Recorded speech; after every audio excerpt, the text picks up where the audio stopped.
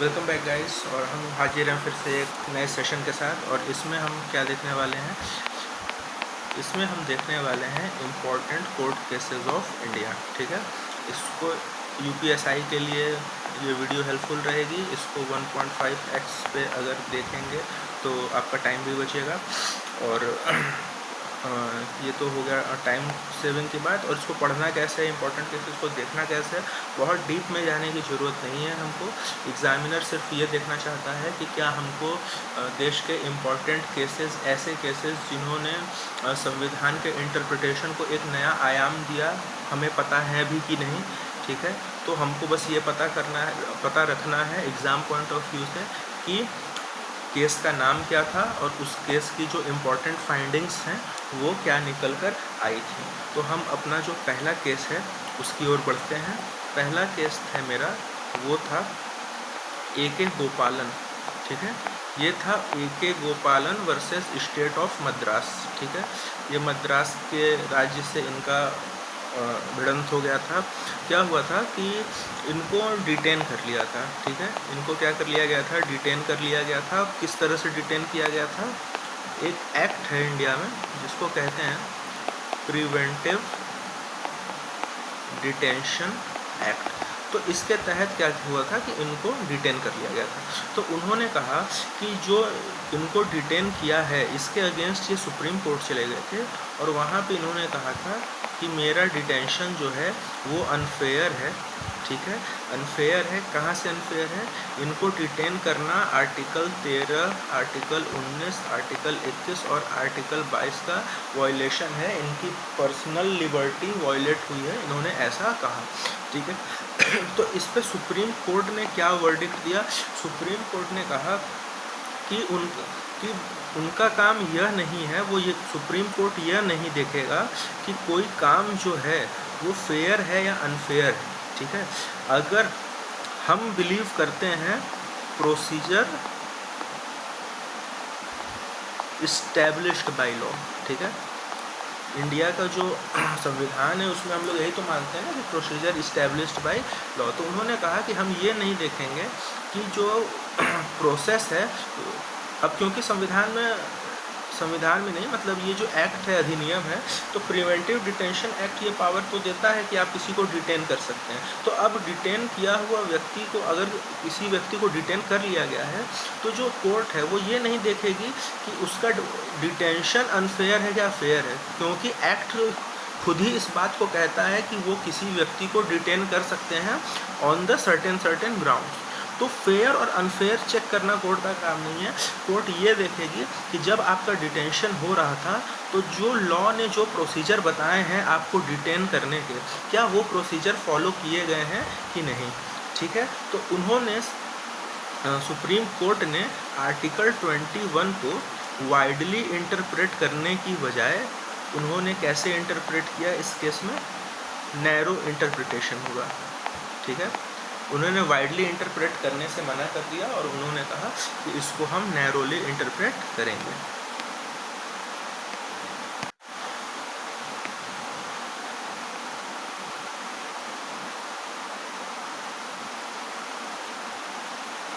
ठीक है, अब हम देखते हैं अपने सेकंड केस को। वो था Ramesh Thapar case versus state of Madras, और ये भी 1950 का केस था। ठीक है, इसमें क्या हुआ था कि ये जो रमेश थापर थे, इनकी कुछ पत्रिकाएं चलती थी। ठीक है, ये इनका जर्नल था। ठीक है, तो ये जो जर्नल था इसमें ये क्या करते थे, गवर्नमेंट को, स्टेट ऑफ मद्रास को ये क्रिटिसाइज़ किया करते थे।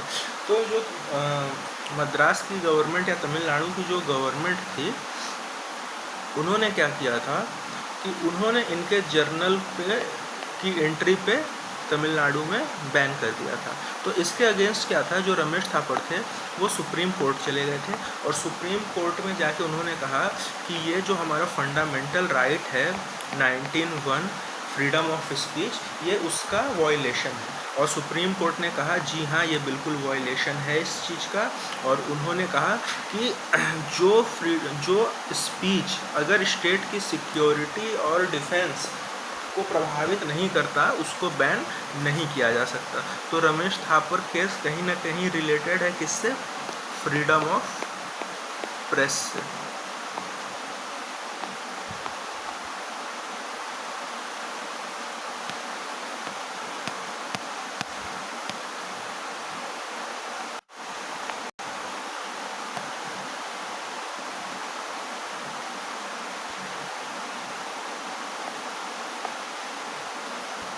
ठीक है, जो मेरा नेक्स्ट केस है वो है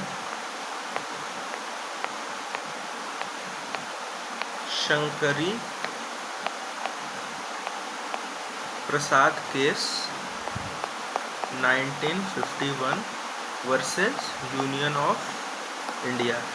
ठीक है, देखो इसमें क्या हुआ था कि शंकरी प्रसाद जी जो हैं वो लैंड अबॉलिशन लॉज के अगेंस्ट सुप्रीम कोर्ट चले गए थे। ठीक है,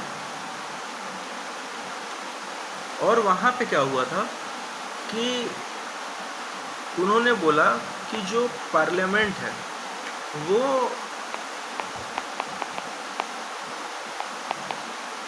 क्या है, फंडामेंटल राइट से जुड़े मुद्दों पे आर्टिकल 13 के अकॉर्डिंग, ठीक है, वो अमेंड नहीं कर सकती है। ठीक है, ये कहना था शंकरी प्रसाद का। तो इस पे सुप्रीम कोर्ट ने कह दिया कि जी हाँ, वो बिल्कुल कर सकती है। आपका अगर ये मानना है कि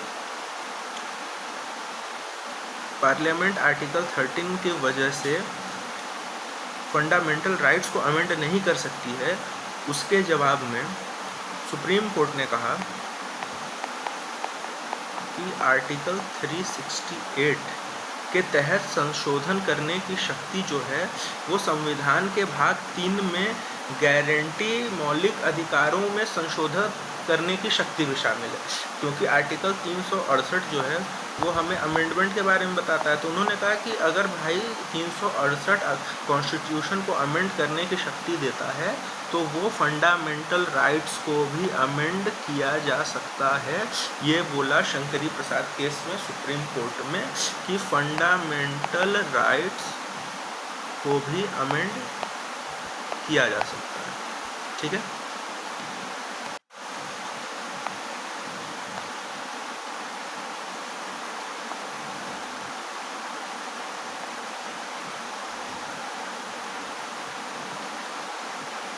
ठीक है गाइस। फिर हमारा जो नेक्स्ट केस है वो है बेरूबारी यूनियन केस 1960। ठीक है, तो वो क्या हुआ था कि जब इंडिया और पाकिस्तान का जो भी पार्टीशन वगैरह हुआ था और ईस्ट पाकिस्तान यानी कि बांग्लादेश भी बना था, तो हमारी एक निश्चित लाइन तो खींच दी ही गई थी, लेकिन उसके अलावा भी कुछ पार्ट्स, कुछ पॉकेट्स ऐसे थे दोनों देशों में जो कि इंडिया को बिलोंग करते थे और जो कि पाकिस्तान को बिलोंग करते थे। तो दोनों देशों ने ये आपस में समझौता किया कि इन टेरिटरीज़ को हम आपसी समझौते से एक दूसरे को दे देते हैं। ठीक है, तो इस पैक्ट को क्या नाम दिया गया था?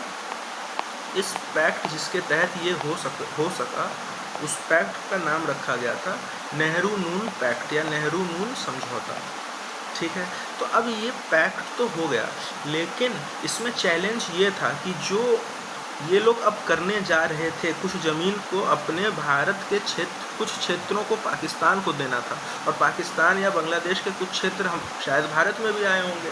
ठीक है, तो ये किया तो जाना था, लेकिन क्या ये कॉन्स्टिट्यूशनली किया जा सकता था कि नहीं, क्या कॉन्स्टिट्यूशन में ऐसे कोई प्रावधान थे कि नहीं, इसके वजह से सुप्रीम कोर्ट को ये पूरी चीज़ें देखनी पड़ी।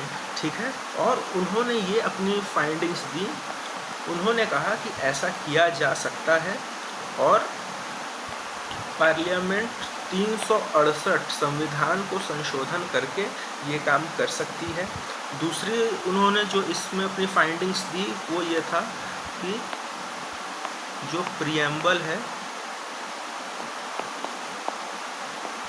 Is not a part of constitution ठीक है, और आर्टिकल 1 जो कि यूनियन एंड इट्स टेरिटरीज के बारे में है, उसको अमेंड किया जा सकता है, ये बताया गया।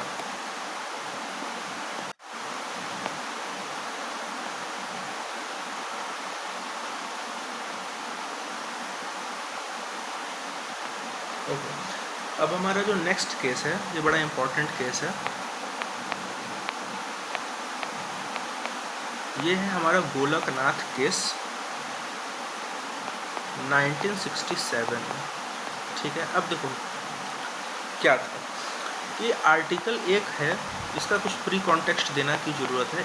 एक है आर्टिकल 13 और एक है आर्टिकल 368। तो देखो आर्टिकल 13 क्या कहता है। आर्टिकल 13 यह कहता है कि ऐसा कोई भी कानून, ठीक है, चाहे 1950 से पहले का हो या 1950 के बाद का हो, अगर वह फंडामेंटल राइट को वॉयलेट करता है, ठीक है, तो वो लॉ जो है वो क्या डिक्लेयर कर दिया जाएगा, वॉइड डिक्लेयर कर दिया जाएगा, शून्य डिक्लेयर कर दिया जाएगा। यानी ऐसा कोई भी कानून है जो फंडामेंटल राइट को वॉयलेट करता है, तो जो कोर्ट है वो जुडिशियल रिव्यू करेगी, उस कानून को पढ़ेगी, समझेगी, और अगर उसकी फाइंडिंग्स में ये निकल के आता है कि इसने फंडामेंटल राइट्स को वॉयलेट किया है, तो वो कानून को ही निरस्त कर दिया जाएगा, ठीक है। अब क्या हुआ कि पार्लियामेंट कोई भी ऐसा कानून नहीं बना सकती थी जो फंडामेंटल राइट को वॉयलेट करे। और आर्टिकल 368 क्या है, ये हमारे संविधान को पावर देता है संविधान को बदलने की, अमेंडमेंट करने की। तो देखो क्या हुआ था कि अभी तक इससे पहले जो 2 केस हुए थे, जिसमें से एक हमने देखा भी है, ठीक है, वो था शंकरी प्रसाद केस, ठीक है, एक था शंकरी प्रसाद केस और एक और केस था सज्जन सिंह केस। तो इन दोनों केसेस में सुप्रीम कोर्ट ने यह डिसीजन दिया था कि नहीं, ये जो आर्टिकल 13 है ना, वो उतना भी स्ट्रॉन्ग नहीं है, क्योंकि आर्टिकल 368 में संविधान को अमेंडमेंट करने की शक्ति है। तो अगर पार्लियामेंट चाहे तो पार्लियामेंट फंडामेंटल राइट्स को भी बदल सकती है, ठीक है, फंडामेंटल राइट्स को भी बदल सकती है। ये 2 केसेस जो हैं उसमें आर्टिकल 368 की सुपीरियॉरिटी को दिखाया गया था, शंकरी प्रसाद केस और सज्जन सिंह केस में, ठीक है। अब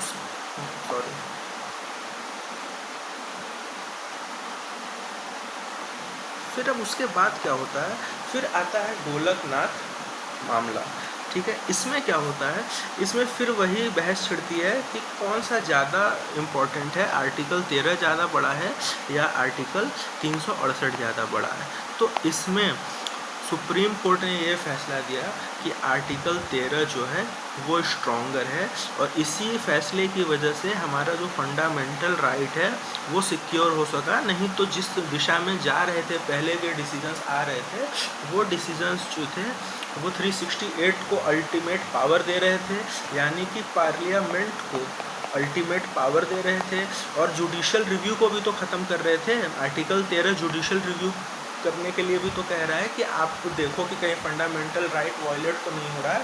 तो जुडिशियल रिव्यू भी एक बहुत इंपॉर्टेंट एस्पेक्ट है कॉन्स्टिट्यूशन का, वो सब चीज़ें वॉयलेट हो रही थी।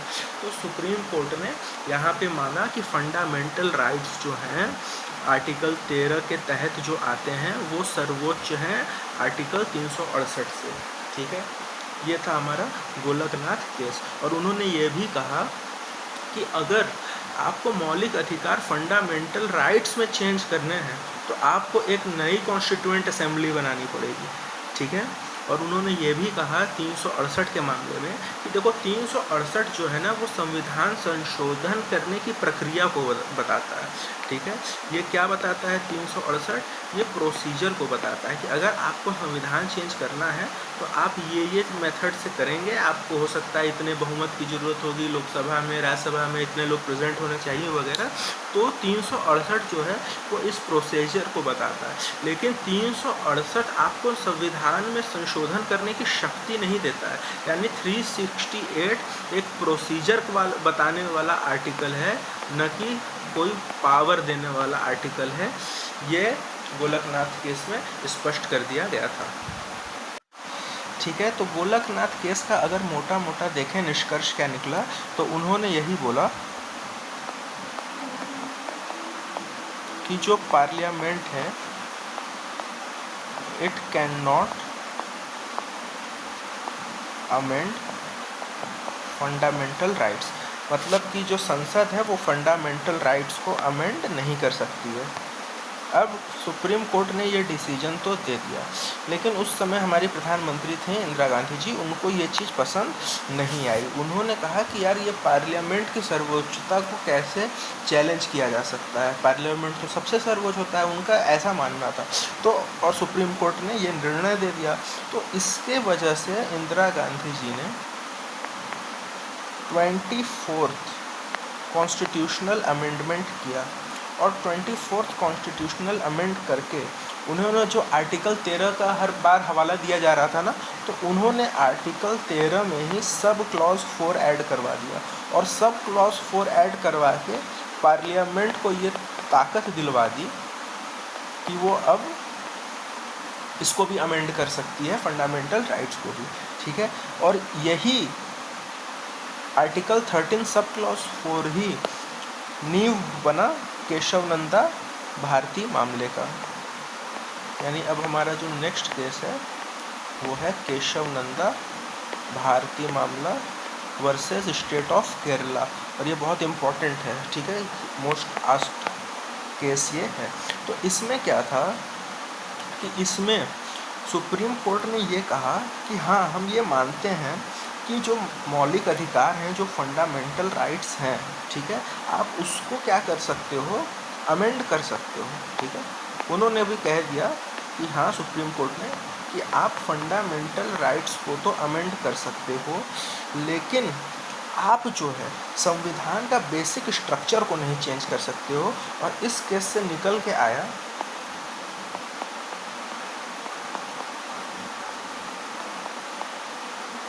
बेसिक स्ट्रक्चर डॉक्ट्रिन, यानी कि मूल ढांचा।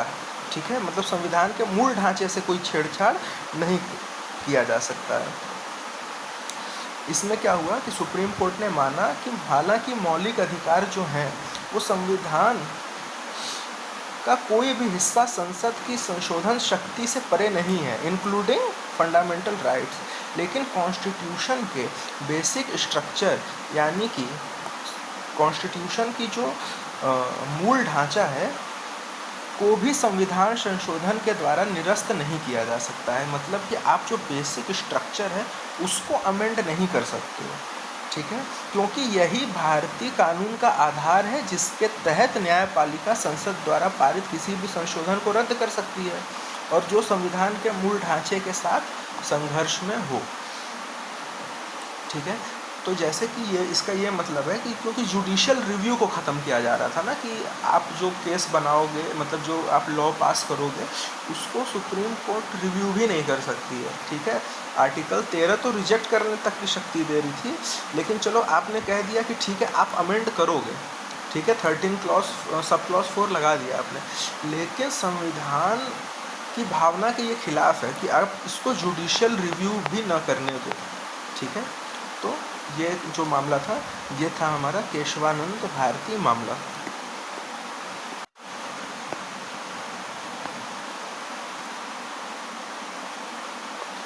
इसके बाद हम देखने वाले हैं बहुत लैंडमार्क जजमेंट आया था, वो था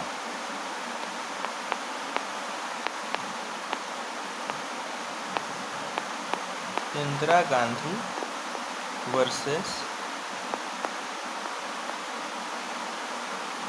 राजनारायण केस। ठीक है, तो देखो क्या हुआ था कि राजनारायण और इंदिरा गांधी जी ये रायबरेली से चुनाव लड़ते हैं, और इंदिरा गांधी जो हैं वो चुनाव जीत जाती हैं। राजनारायण इसके खिलाफ इलाहाबाद हाई कोर्ट चले जाते हैं, और उन्होंने कहा कि ये जो चुनाव है ये अनफेयर तरीके से इंदिरा गांधी जी ने जीता है, और उसमें इन्होंने बहुत ढेर सारे क्या बोलते हैं अनफेयर मीन्स का यूज़ किया है। इलाहाबाद हाई कोर्ट के फाइंडिंग्स में ये बातें सच निकलती हैं, और उन्होंने इंदिरा गांधी को चुनाव लड़ने से मना कर दिया कि आपका ये चुनाव भी रद्द होता है और आप शायद 6 साल तक चुनाव भी नहीं लड़ सकती हैं। तो इसके अगेंस्ट में जाके पहले तो इमरजेंसी वगैरह तो लगाई ही गई, तो उसके बाद हम समझते हैं पहले एक आर्टिकल 329 क्या है। आर्टिकल 329 जो है ना, वो कोर्ट को मना करता है कि आप इलेक्शन के प्रोसेस वगैरह में आप इंटरफेयर नहीं करोगे, ठीक है, बस इतना था।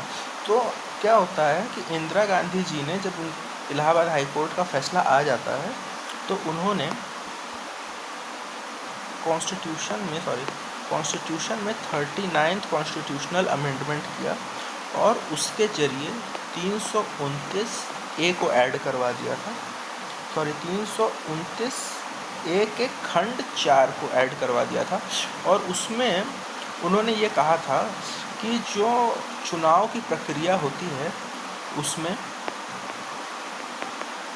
प्रेसिडेंट, प्राइम मिनिस्टर, लोकसभा का स्पीकर या लोकसभा का जो अध्यक्ष है, ठीक है, इन लोगों के ऊपर कोर्ट जो है चुनावी प्रक्रिया में, इन लोगों से संबंधित चुनावी प्रक्रिया में कोर्ट कुछ भी नहीं कर सकता है। कोर्ट को इस दायरे से, मतलब इन सब पदों को कोर्ट के दायरे से बाहर कर दिया, ठीक है। तो जो इंदिरा गांधी वर्सेस राजनारायण केस था उसमें क्या होता है कि सबसे पहला जो चीज़ था वो अभी जो हमने पीछे देखा था कि बेसिक स्ट्रक्चर डॉक्ट्रिन, ठीक है, बेसिक स्ट्रक्चर डॉक्ट्रिन लागू कर दिया गया, ठीक है, बेसिक स्ट्रक्चर डॉक्ट्रिन लागू कर दिया गया। दूसरा चीज़ क्या हुआ कि ये जो 1975 का 39वां कॉन्स्टिट्यूशनल अमेंडमेंट 329A4 था, इसको भी रद्द कर दिया गया था। और यही सिंपल सा है राजनारायण केस।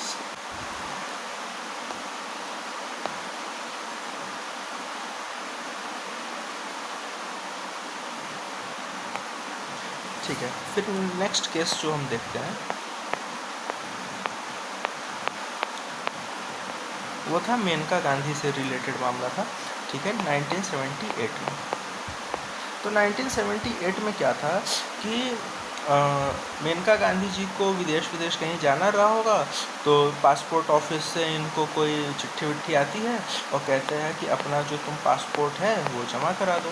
अब पासपोर्ट जमा करा दो, उन्होंने पूछा कि इस पासपोर्ट जमा कराने का कारण क्या है, तो उन्होंने कारण देने से भी स्पष्ट मना कर दिया। तो इसके खिलाफ वो क्या होता है कि वो सुप्रीम कोर्ट चली जाती हैं और वो कहती हैं कि मुझे जो है वो विदेश जाने से रोका जा रहा है। कहाँ जाने से रोका जा रहा है? विदेश जाने से रोका जा रहा है। और विदेश जाने से रोकना भी आर्टिकल 21 का उल्लंघन है, या फिर विदेश जाना भी आर्टिकल 21 के अंतर्गत ही आता है, यानी कि व्यक्तिगत स्वतंत्रता। आर्टिकल 21 यही तो कहता है ना कि हर व्यक्ति को उसको व्यक्तिगत स्वतंत्रता का अधिकार है उसके पास, ठीक है। तो सुप्रीम कोर्ट ने ये कहा कि भाई आप नहीं रोक सकते हो किसी को भी विदेश जाने से। और मतलब कि देखो, जो पासपोर्ट अधिकारी थे ना, वो अगर वैलिड कारण बताते, ठीक है, और उसके बाद वो उनको पासपोर्ट जब्त करते और उन्हें नहीं जाने देते वैलिड रीजंस के साथ, तो वो आर्टिकल 21 का उल्लंघन नहीं होता। लेकिन बदमाशी में या कोई पॉलिटिकल मोटिव से या जो भी है, उसके तहत पासपोर्ट भी रख लिया, रीज़न देने से भी मना कर दिया, तो ये आर्टिकल 21 का वायलेशन था, ठीक है। तो मेनका गांधी वाले मामले में विदेश जाने को भी आर्टिकल 21 के तहत व्यक्तिगत स्वतंत्रता के अधिकारों को माना गया, ठीक है। सुप्रीम कोर्ट ने यह भी फैसला सुनाया कि केवल एक सक्षम कानून का अस्तित्व व्यक्तिगत स्वतंत्रता को बाधित करने के लिए पर्याप्त नहीं है। ऐसा कानून जो है वो न्याय संगत होना चाहिए, निष्पक्ष होना चाहिए और उचित भी होना चाहिए।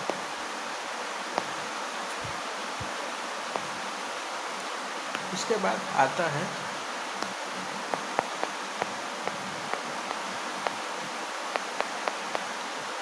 Minerva Mills versus state of Karnataka, ठीक है। ये जो है ये भी क्या है, बेसिक स्ट्रक्चर से ही रिलेटेड है, बेसिक स्ट्रक्चर डॉक्ट्रिन को ये और मजबूत करता है। जो मिनर्वा मिल्स वर्सेस कर्नाटक वाला केस है, ये बेसिक स्ट्रक्चर डॉक्ट्रिन को और मजबूत बनाता है। क्या था कि इस निर्णय, पहले क्या होता है ना कि जो कर्नाटक स्टेट रहती है ना, वो एक प्राइवेट मिल रहता है मिनर्वा मिल्स, इसका नेशनलाइजेशन कर देती है, मतलब राष्ट्रीयकरण करके उसको अपने में मिला लेती है और कहती है कि हमको जो वर्कर्स के राइट हैं वो इंश्योर करने हैं, कंपनी अच्छा नहीं कर रही है, ये सब फलाना दलील वलील देके मिनर्वा मिल्स को हथिया लेती है। तो इस केस में क्या निकल के आता है कि जो 42nd संशोधन हुआ था 1976 में, उसमें जो 2 परिवर्तन किए गए थे उनको खारिज कर दिया गया।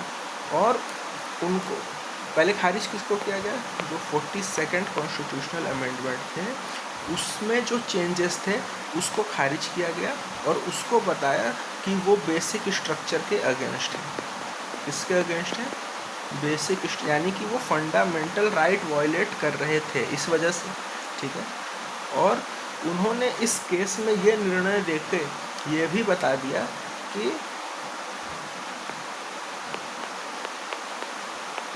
जो कॉन्स्टिट्यूशन है वो सुप्रीम है, पार्लियामेंट सुप्रीम नहीं है, ठीक है। ये था Minerva mills versus state of Karnataka.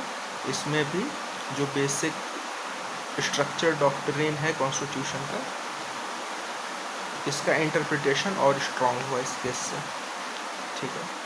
फिर अगला आता है हमारा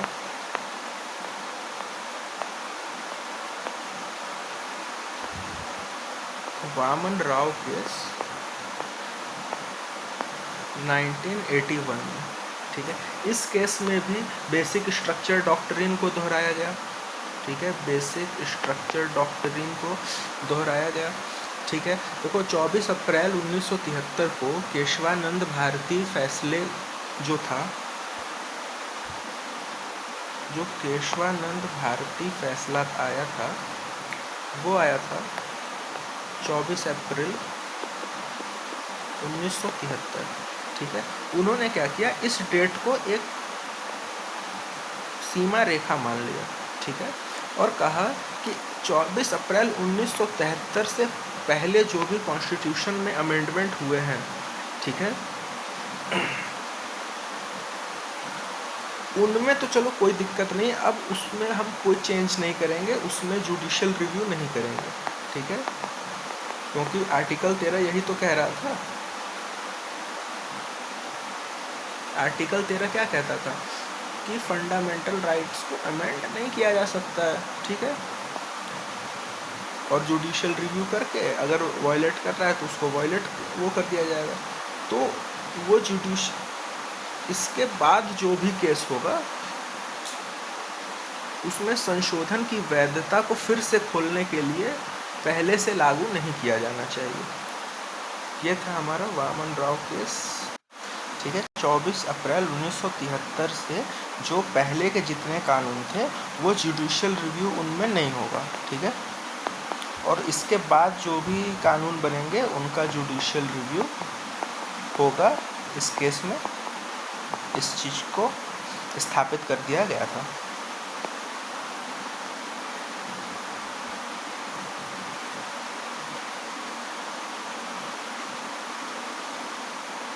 ठीक है, उसके बाद आता है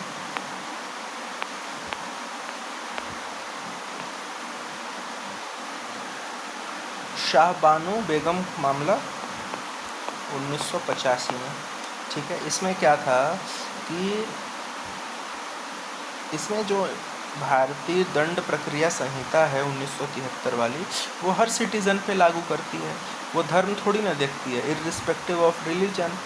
तो क्या हुआ कि इसके वजह से एक राजनीतिक विवाद हो गया था। क्या होता है कि शाहबानो का जो हस्बैंड था वो उसको तलाक दे देता है, और तलाक देने के बाद क्या होता है, मतलब तलाक बहुत पहले ही इन लोगों का सेपरेशन हो गया था, किसी और के साथ रहने लगा था।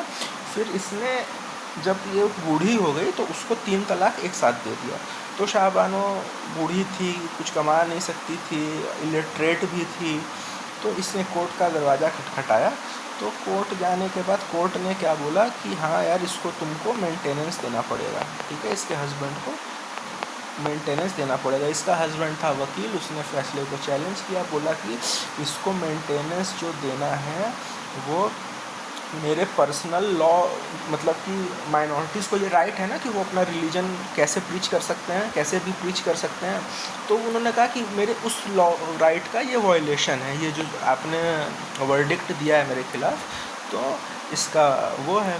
तो उस समय की जो सरकार, तो फिर क्या होता है कि फिर मामला हाई कोर्ट जाता है, फिर सुप्रीम कोर्ट जाता है, तो एक जगह 25 रुपये का मेंटेनेंस देने को बोला जाता है, फिर कहीं पे सुप्रीम कोर्ट 179 रुपये का मेंटेनेंस देने के लिए बोलती है। तो उस समय की जो सरकार थी उसने मुस्लिम महिला एक्ट 1986 तलाक पे संरक्षण एक्ट जो है वो लागू करके सुप्रीम कोर्ट के फैसले को पलट दिया था, ठीक है।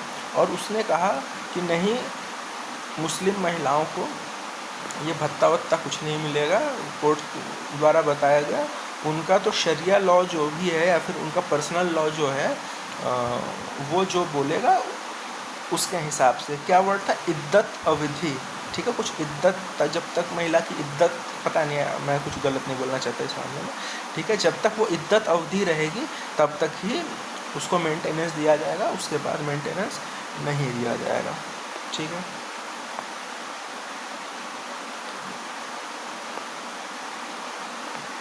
इसके बाद आता है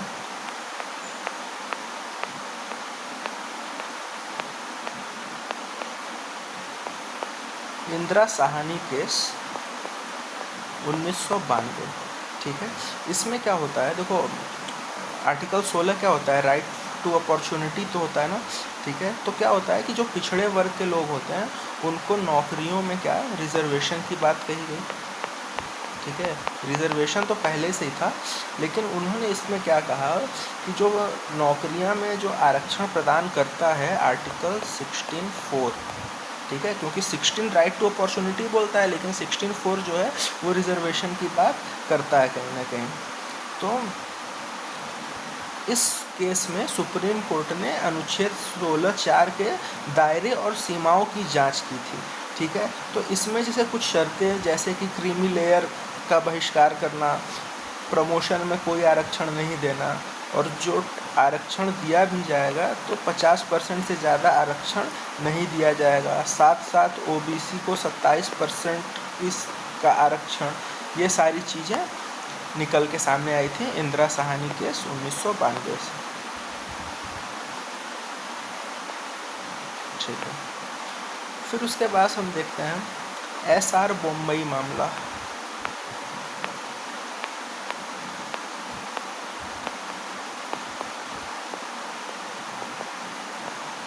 SR बम्बई केस 1994। तो इस निर्णय में क्या होता था कि पहले राष्ट्रपति शासन का बड़ा मिसयूज़ किया जाता था कि अगर किसी से नहीं बन रही है तो उसके राज्य में राष्ट्रपति शासन लगा दिया जाता था, ठीक है। तो 1994 में सुप्रीम कोर्ट ने आर्टिकल 356 के ज़बरदस्त दुरुपयोग पे अंकुश लगाने का काम किया था, यानी कि जो प्रेसिडेंट रूल लगता है तो मतलब उसका एक आधार, स्ट्रॉन्ग आधार होना चाहिए, ऐसे नहीं कि बस आपको पट नहीं रहा है या कोई राजनीतिक विवाद है या कुछ भी ऊपर नीचे, इसके वजह से नहीं लगा सकते। ये SR बम्बई केस 1994 में हुआ था, ठीक है। फिर उसके बाद आता है Vishakha versus state of Rajasthan, ये इम्पोर्टेंट है, Vishakha versus state of Rajasthan, ठीक है। इसमें क्या होता है कि एक लड़की थी विशाखा नाम की, इसके वर्क प्लेस पे इसके साथ यौन उत्पीड़न हो जाता है, ठीक है। तो फैसले में सुप्रीम कोर्ट ने क्या किया कि जो भी जिम्मेदार व्यक्ति थे या संस्थान थे, ठीक है, नहीं, सुप्रीम कोर्ट ने क्या किया, जिम्मेदार व्यक्तियों और संस्थानों को यौन उत्पीड़न की रोकथाम को तुरंत सुनिश्चित करने के लिए दिशा निर्देश दिए। मतलब सुप्रीम कोर्ट ने बोला भाई जितने भी कॉम्पिटेंट अथॉरिटीज़ को थे कि देखिए आप कुछ ऐसा स्ट्रक्चर बनाइए कि जो विशाखा के साथ उसके वर्क प्लेस पे हो गया वो किसी और के साथ न होने पाए, ठीक है। और उन्होंने सुप्रीम कोर्ट ने ये भी कहा, उन्होंने एक कुछ गाइडलाइंस दी, ठीक है, और उस गाइडलाइन का नाम रखा विशाखा दिशा निर्देश, ठीक है। विशाखा दिशा निर्देश नाम की सुप्रीम कोर्ट ने गाइडलाइन निकाली और उन्होंने कहा कि जब तक गवर्नमेंट एक लॉ नहीं बना देती पार्लियामेंट से, तब तक विशाखा दिशा निर्देश के आधार पे ही कोई भी काम होगा। अगर किसी भी लड़की के वर्क प्लेस पे उसके साथ उत्पीड़न होता है तो विशाखा दिशा निर्देश के अनुसार कार्रवाई की जाएगी। फिर वैसे ये विशाखा वर्सेस राजस्थान वाला केस है, ये 1997 की बात है। 1997 में ये विशाखा दिशा निर्देश बनी थी और सरकारों ने 2013 में जाके पॉश एक्ट बना के संसद से वर्क प्लेस पे होने वाले उत्पीड़न के अगेंस्ट कानून बनाया, ठीक है।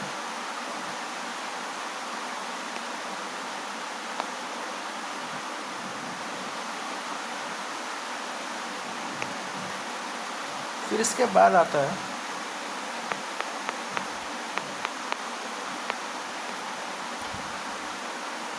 Lily Thomas versus union of India, सन 2000 का ये केस है। यहाँ पे उन्होंने कहा कि अगर कोई हिंदू व्यक्ति है, ठीक है, अगर कोई हिंदू व्यक्ति है और वो शादीशुदा है, मतलब एक हस्बैंड है और एक वाइफ है। अब हस्बैंड क्या करता है कि वो एक मुसलमान औरत से शादी कर लेता है और अपना रिलीजन भी चेंज कर लेता है, ठीक है। तो अब क्या है कि इसने रिलीजन चेंज करके मान लो ये मुस्लिम बन गया, तो अब मुस्लिम बन गया तो अब ये कह सकता है ना कि भाई मेरी ये भी बीवी है और ये भी बीवी है। क्यों? क्योंकि भाई मुसलमान में तो शायद 4 शादियों की अलाउ करते हैं।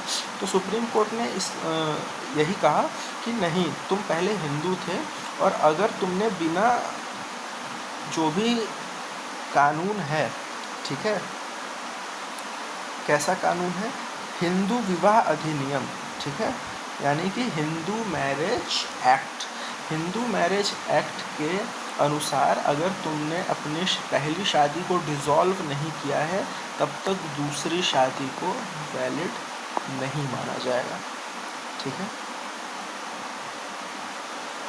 यानी कि दूसरी शादी करना उस केस में इल्लीगल कहा जाएगा।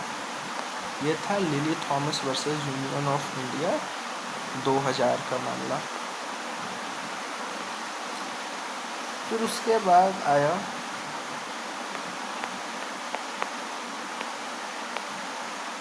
ये स्पेलिंग गलत हो सकती है, सो हम sorry for that in advance. तो IR Coelho versus state of Tamil Nadu 2007।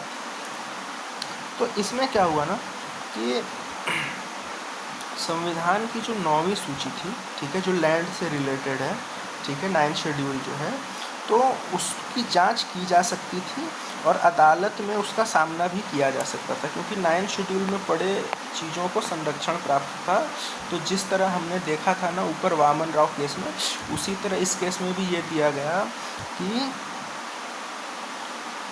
जो एक सीमा रेखा, एक डेट की सीमा तय की गई और कहा गया कि उससे पहले वाले केसेस में 9th शेड्यूल के में जो भी मामले होंगे, 9th शेड्यूल के अंडर जो जो चीज़ें आती हैं उसका रिव्यू नहीं किया जाएगा, लेकिन सीमा रेखा के बाद से रिव्यू किया जाएगा, ठीक है। यही था हमारा IR Coelho case.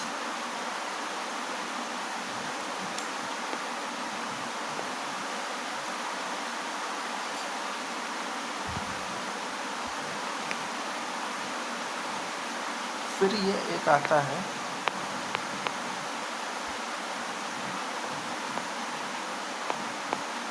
Aruna Shanbaug case 2011। ये केस इच्छा मृत्यु से रिलेटेड है, ठीक है। इसको यूथेनेशिया बोलते हैं। इंडिया में सिर्फ और सिर्फ पैसिव यूथेनेशिया अलाउड है, एक्टिव यूथेनेशिया अलाउड नहीं है।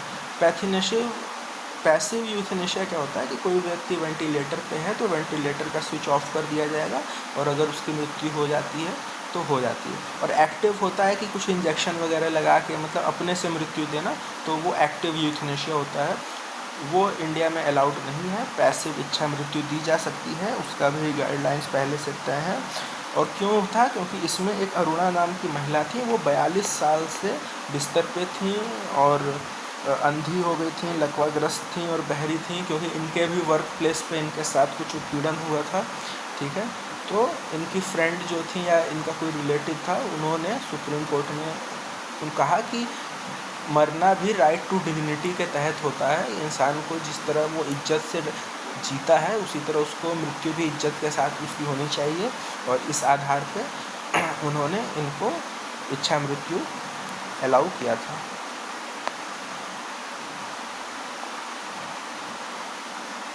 फिर उसके बाद none of the above NOTA act आया था 2013 में। ये सबको पता है कि अगर किसी को वोट नहीं देना है तो नोटा। अब देखो, अभी जो लिली थॉमस थी, लिली थॉमस का अभी हमने 2000 वाला केस देखा था, उसमें क्या निकल के सामने आया था कि हिंदू अगर किसी और से शादी कर लेता है तो अगर पहली शादी डिसॉल्व नहीं हुई तो दूसरी को मान्यता नहीं दी जाएगी। ठीक है, लिली थॉमस अच्छी वकील थी, उन्होंने काफ़ी केसेस लड़े।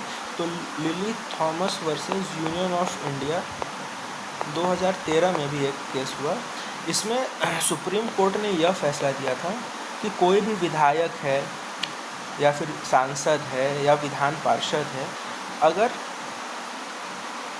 उसके खिलाफ कोई केस है और उसको 2 साल की सज़ा मिल चुकी है, तो उसकी जो संसद से सदस्यता है, ठीक है,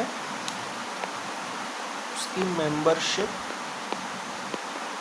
कैंसिल हो जाएगी।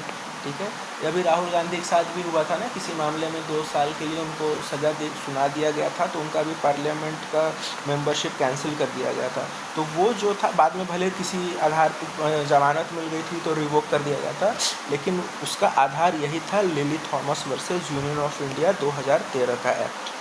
ठीक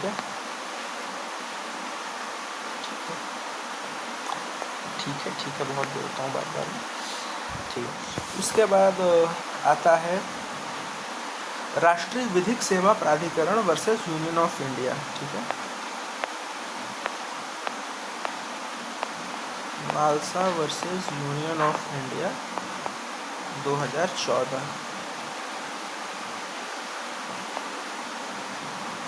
तो नालसा क्या है? National legal services authority. इस मामले में क्या होता है कि जो ट्रांसजेंडर व्यक्ति होते हैं ना,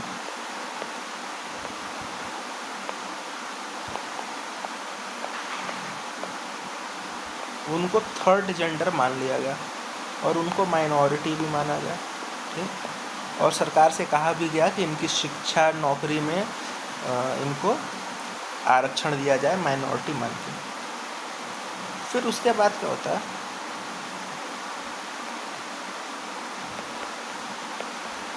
ट्रिपल तलाक का केस होता है 2016 में। इसमें क्या था कि जो 3 तलाक है ना, उसको गैर कानूनी माना गया, अनलॉफुल माना गया, कि अगर कोई किसी को 3 तलाक एक साथ देता है तो ये पिछड़ी प्रथा मानी जाएगी और इसको इल्लीगल माना जाएगा।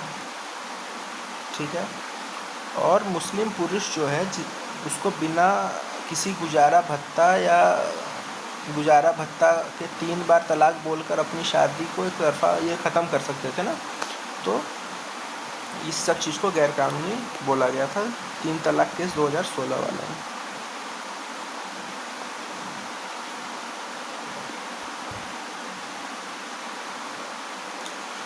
फिर उसके बाद आता है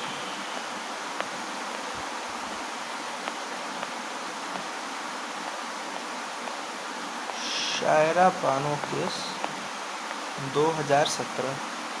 इसमें भी क्या था, जो ट्रिपल तलाक है, अब समझना, 2016 के जजमेंट में 3 तलाक को इल्लीगल मान लिया गया था, ठीक है, इल्लीगल या अनलॉफुल माना गया था। लेकिन शायरा बानो केस 2017 में 3 तलाक को अनकॉन्स्टिट्यूशनल मान लिया गया, ठीक है। ये तो संवैधानिक ही नहीं है, और ये एक तो अनकॉन्स्टिट्यूशनल माना गया, और उन्होंने 3 तलाक को धर्म से जोड़ने से भी मना कर दिया। वो बोला गया कि 3 तलाक जो है वो इस्लाम का भी इंटीग्रल पार्ट नहीं है, वो इस्लाम धर्म ऐसा नहीं है कि जब से इस्लाम धर्म बना है तब से लोग 3 तलाक दे रहे हैं, और 3 तलाक तो बहुत सारे मुस्लिम देशों में भी बैंड है। तो इस आधार पे अनकॉन्स्टिट्यूशनल मान लिया गया था।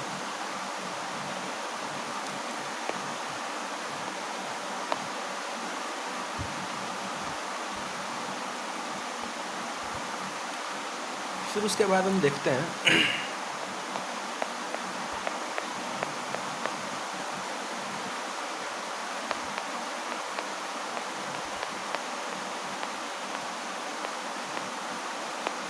Justice KS. Puttaswamy versus union of India, ये भी 2017 में था।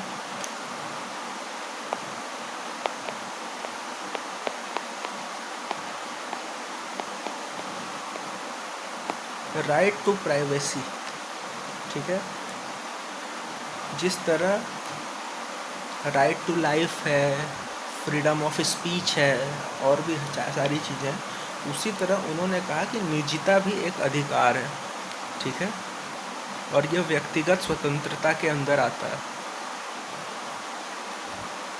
सुप्रीम कोर्ट ने यह भी कहा इस केस में कि right to life, right to privacy और स्वतंत्रता का अधिकार जो है, इनको अलग अलग करके नहीं देखना चाहिए, ये तीनों को एक साथ ही इंटरप्रेट करना चाहिए। ऐसा नहीं है कि राइट टू प्राइवेसी आप अलग देखो और इसको अलग देखो, नहीं, ये एक व्यक्ति के ही 3 एस्पेक्ट हैं, तो इनको उस व्यक्ति से रिलेटेड है, तो इन तीनों को आप अलग अलग करके नहीं देखोगे, एक साथ ही आपको देखना पड़ेगा जी। तो justice KS. Puttaswamy versus union of India case में राइट टू प्राइवेसी के बारे में अहम चर्चा शुरू हुई, ठीक है। फिर उसके बाद आता है एक केस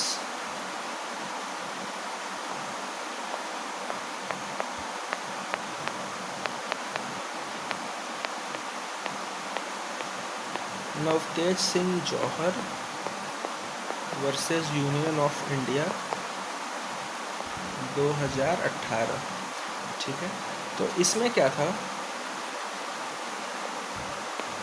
उस समय आईपीसी की धारा 377 जो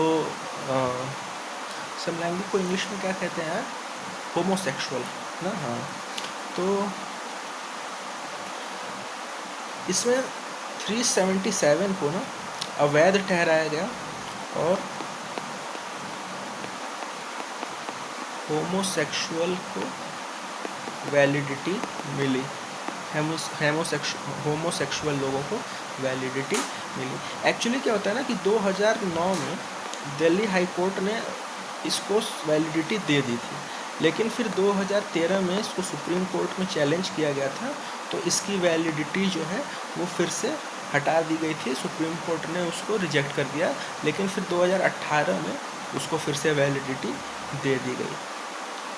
सुप्रीम कोर्ट ने कहा कि एक व्यक्ति अपनी पसंद, किसी भी व्यक्ति की अपनी पसंद का मामला है कि उसके घर में कौन प्रवेश करता है, वो कैसे रहता है, वो किससे क्या संबंध स्थापित करना चाहता है, तो ये उसके व्यक्तिगत स्वतंत्रता इस चीज़ पे होनी चाहिए, वो उसका निजी मामला है, ये उसका मूल अधिकार है।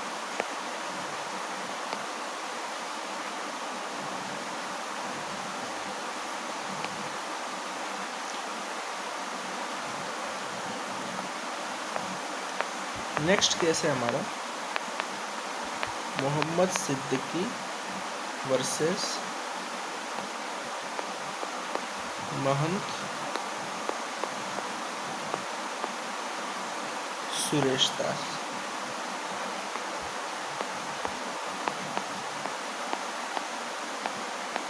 ये केस राम जन्मभूमि वाला है।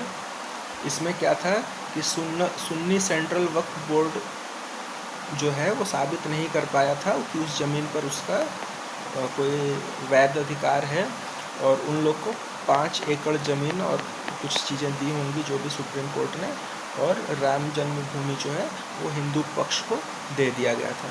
ठीक है। उसी तरह एक और है केस उसका बस मैं नाम ऐसे बोल दे रहा हूँ, लिख नहीं रहा हूँ। प्रबंधन समिति अंजुमन इंतजामिया मसाजिद वाराणसी बनाम श्रीमती राखी सिंह और अन्य। ये 2023 का केस है और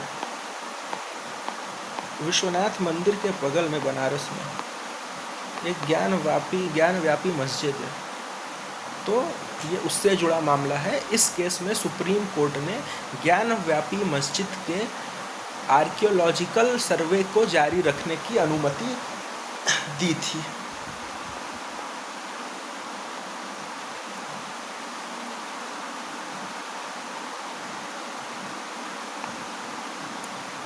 ठीक है, अब हम कुछ और ऐसे ही केसेस देखते हैं, लेकिन इन केसेस का मूल जो होगा वो होगा आर्टिकल 21 कि आर्टिकल 21 से संबंधित कौन कौन से इम्पोर्टेंट केसेस हैं।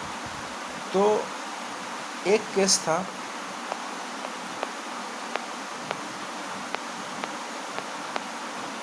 प्रेम शंकर शुक्ल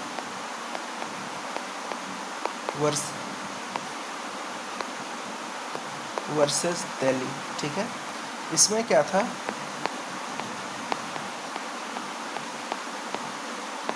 प्रिजनर के राइट के बारे में बात हुआ था, और विशेष परिस्थितियों में ही आप किसी को हथकड़ी लगा सकते हो, क्योंकि अगर व्यक्ति भाग नहीं रहा है, वो कोऑपरेट कर रहा है, तो हथकड़ी लगाना उसके जीवन और उसके डिग्निटी के अधिकार का उल्लंघन करती है। ठीक है, ये कहा गया था। किस केस में? प्रेम शंकर शुक्ल वर्सेस दिल्ली केस, ये 1980 का मामला है। ठीक है, फिर उसी तरह बंदियों के, ये तो प्रिजनर्स राइट हो ही गया, उसी तरह प्रिजनर्स के और भी राइट से रिलेटेड एक केस आया था, पुणे हिराज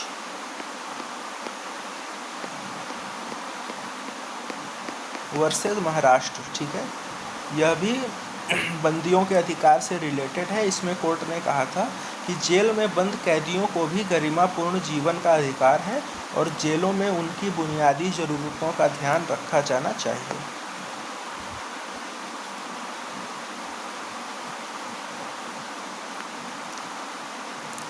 नेक्स्ट केस है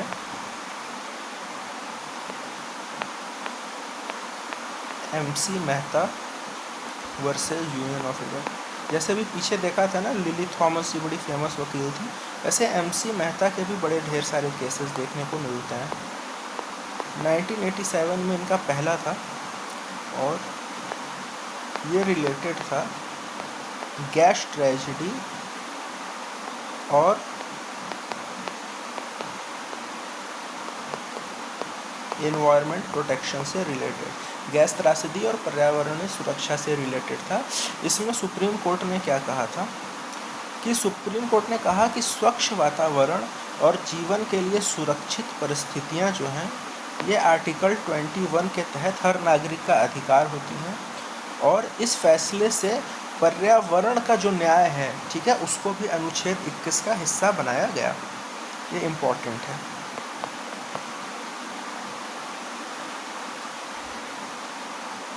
फिर उसी की तरह एक केस आया Nilabati Behera case versus state of Orissa. ये था 1993 में आया। इसमें किस चीज़ से रिलेटेड था? ये कस्टोडियल डेथ, जो हिरासत में मृत्यु हो जाती है।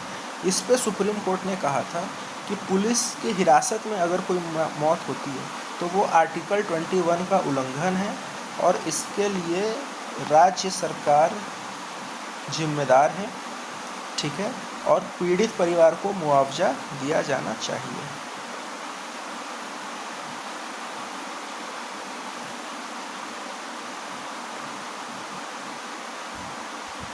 उसी तरह इंडियन मेडिकल एसोसिएशन का भी 1995 में एक केस था।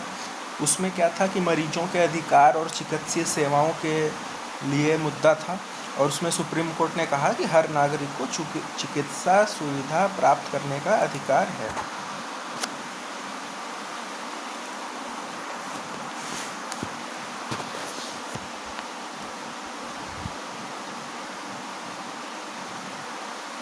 फिर एक देखो, ये एक इम्पॉर्टेंट केस था, Lakshmi versus union of India case 2014, ठीक है। इसमें क्या था, जो एसिड अटैक की सर्वाइवर्स थी, या जो हाँ सर्वाइवर्स ही बोलना चाहिए, या विक्टिम्स बोल सकते हैं, एसिड अटैक विक्टिम्स थी, उनका पुनर्वास करना, ठीक है, उनको फिर से स्थापित करने में उनकी मदद करना। तो सुप्रीम कोर्ट ने कहा कि एसिड अटैक जो पीड़ित हैं उनको पुनर्वास और मुआवजा देना जो है वो स्टेट का कर्तव्य है, और ये उनका डिग्निटी से लाइफ जीने के लिए बहुत ज़रूरी है। तो Lakshmi versus union of India जो है वो एसिड अटैक विक्टिम्स से रिलेटेड है।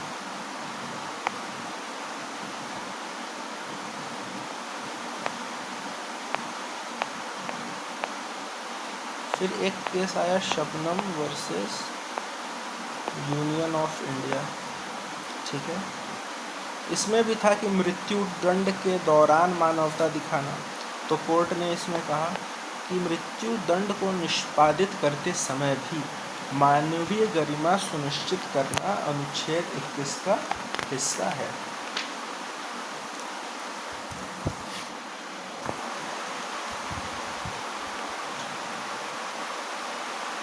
नेक्स्ट केस है हमारा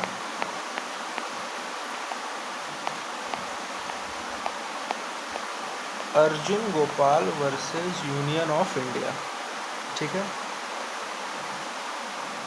इसका मुद्दा क्या था,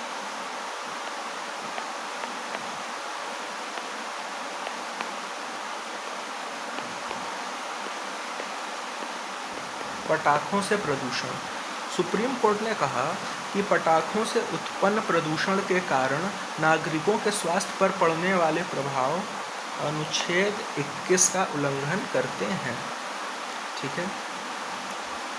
फिर उसके बाद एक Tehseen Poonawalla versus union of India था, वो था मॉब लिंचिंग ऑनर किलिंग से रिलेटेड। तो वो भी उसका नाम ऐसे पता होना चाहिए।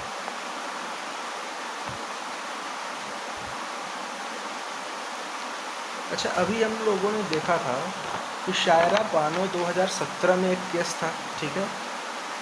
उसी तरह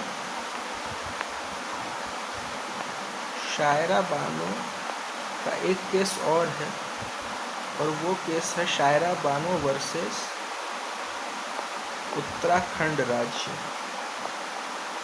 2019 में।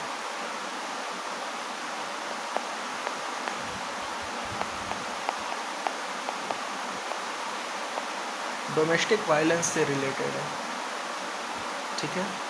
कोर्ट ने कहा कि महिलाओं को हिंसा और उत्पीड़न से मुक्त जीवन जीने का अधिकार है।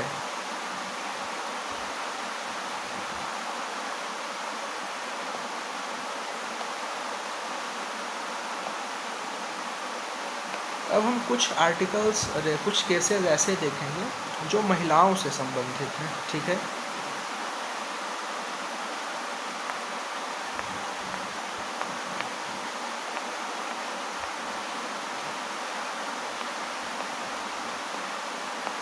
रामचरण वर्सेस उत्तर प्रदेश, ठीक है। ये था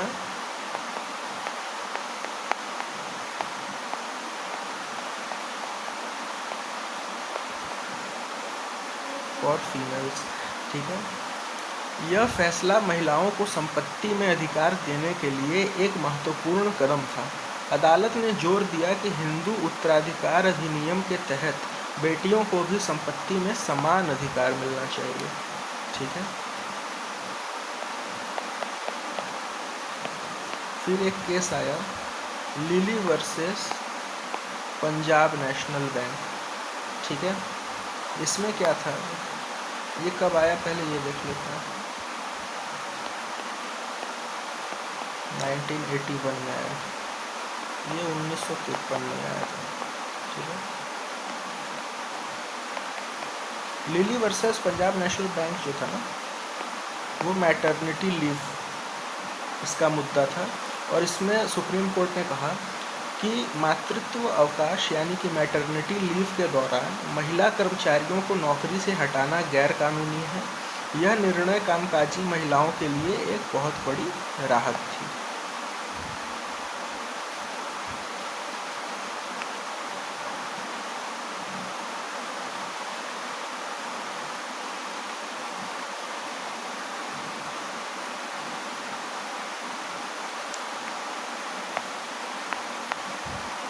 अभी हमने पीछे देखा था MC मेहता का केस था एक, जिसमें उन्होंने पर्यावरण से रिलेटेड और गैस त्रासदी से रिलेटेड जो था वो था। ठीक है, गैस त्रासदी और पर्यावरणीय सुरक्षा।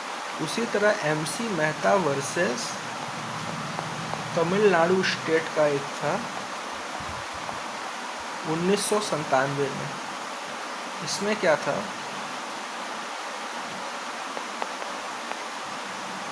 गर्ल एजुकेशन के बारे में। ठीक है। सुप्रीम कोर्ट ने यह निर्णय दिया कि बच्चियों, विशेष रूप से लड़कियों की शिक्षा पर जोर देना राज्य की जिम्मेदारी है। ठीक है। फिर उसके बाद एक केस आया एलिजाबेथ वर्सेस बिहार। ठीक है। इसमें क्या था, ह्यूमन ट्रैफिकिंग ऑफ वुमेन।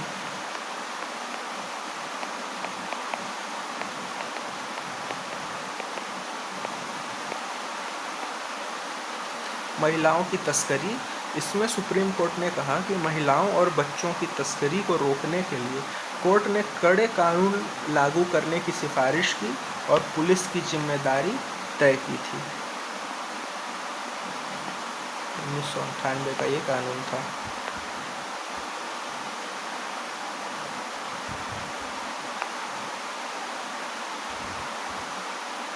फिर नेक्स्ट है तुलसीदास वर्सेस बिहार, 2003 में था। ठीक है। ये केस था, इसका मुद्दा था दहेज उत्पीड़न से। ठीक है।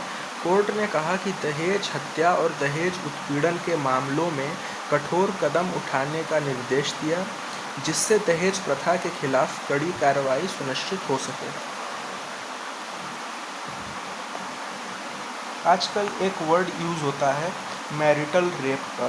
ठीक है। तो ये जो है, इसको भी सुप्रीम कोर्ट में ले जाया जा चुका है। Sebastian M Hongray versus union of India, ये मैरिटल रेप से जुड़ा हुआ है। कोर्ट ने कहा है कि मैरिटल रेप का मुद्दा गंभीर है और इसे कानून के तहत सख्ती से निपटा जाना चाहिए।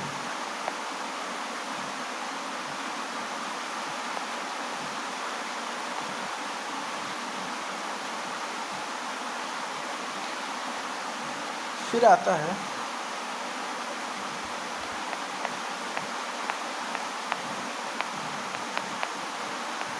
Tarsem Singh versus union of India, 2008।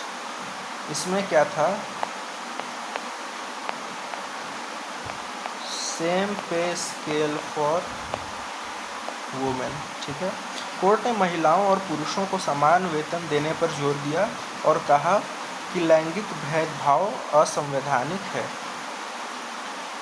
फिर उसी तरह एक केस था प्रीति गुप्ता बनाम यूनियन ऑफ इंडिया, ये भी दहेज कानून के दुरुपयोग से संबंधित है।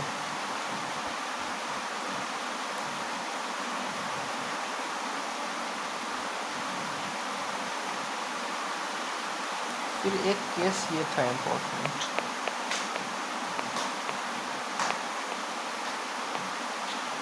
मालती शर्मा केस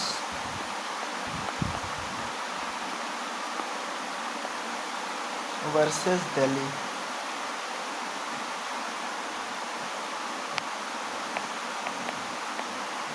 ये भी एसिड अटैक से ही रिलेटेड था और इसमें कोर्ट ने एसिड अटैक पीड़िताओं को मुआवजा देने और एसिड की बिक्री पर रोक लगाई, यानी कि सेल ऑफ एसिड को प्रोहिबिट किया गया। मालती शर्मा बनाम दिल्ली राज्य 2013 में।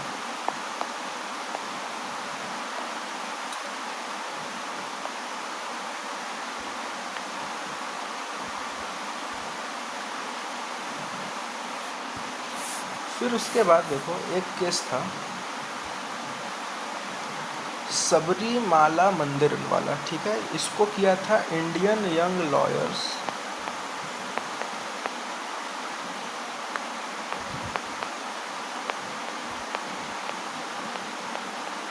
Indian young lawyers association versus state of Kerala, ठीक है। तो इसमें क्या था, धार्मिक स्थलों में महिलाओं का प्रवेश मासिक धर्म और धार्मिक भेदभाव से रिलेटेड था। कोर्ट ने महिलाओं के मासिक धर्म के आधार पर किसी भी धार्मिक भेदभाव को असंवैधानिक करार दिया था, ठीक है। उसी तरह एक केस था Joseph shine versus union of India 2018, ये ऊपर वाला भी 2018, ठीक है। तो इसमें क्या था कि पहले एक आईपीसी की एक धारा थी 497 एडल्ट्री, ठीक है। तो इसमें सुप्रीम कोर्ट ने एडल्ट्री को असंवैधानिक करार दिया क्योंकि यह महिलाओं के प्रति भेदभावपूर्ण था, ठीक है। यानी कि अगर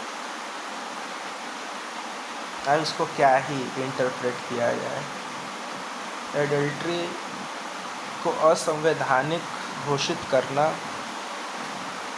आई थिंक इस पे आगे चल के कुछ और डेवलपमेंट्स होंगी और आएगा कुछ ना कुछ, क्योंकि I don't know what is right और what is wrong. Supreme court भाई इतने पढ़े लिखे लोगों का बेंच है, but when I talk among people and they say this is wrong, adultery should be criminalized, otherwise जो सोशल फैब्रिक है, एक स्ट्रक्चर है, वो टूटता है।